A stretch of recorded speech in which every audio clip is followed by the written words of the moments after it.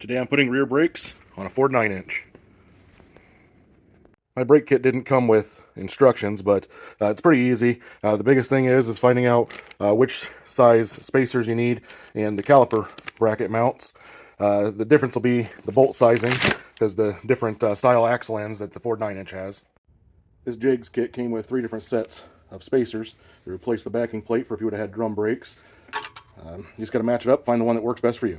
And slide that over the axle. If you have a press-on retaining plate, you'll want that on before the spacer. Axle shaft goes in.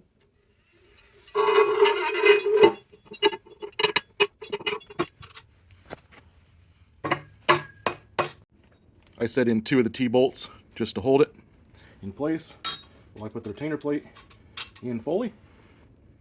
I forgot an important step here. Caliper mounting bracket actually needs to go on now.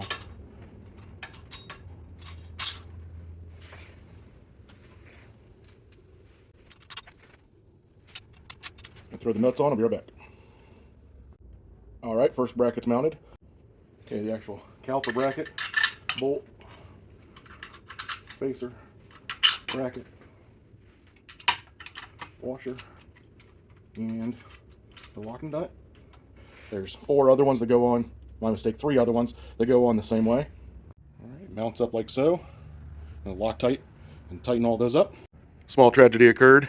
Had to grind that guy off. Apparently the old grade 5s there aren't up to the task. So I'm gonna run into the farm store and get some grade 8s and get back on it. $3.41 later. Alright, gonna try this again with grade 8 hardware. Alright, now the rotor.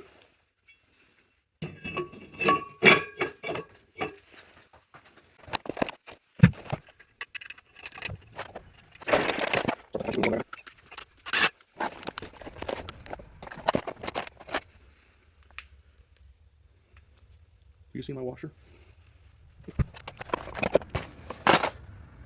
This is Ava, by the way, it's shop foreman. Well, I guess it's not getting a washer.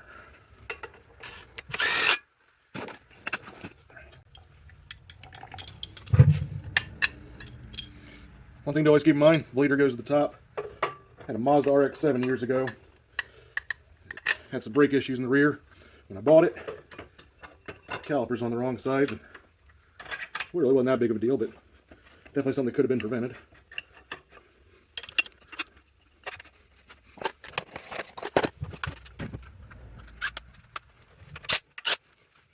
Alright, besides the hoses and hard lines, that about wraps up how to install Jegs Universal Ford 9-inch brake kit.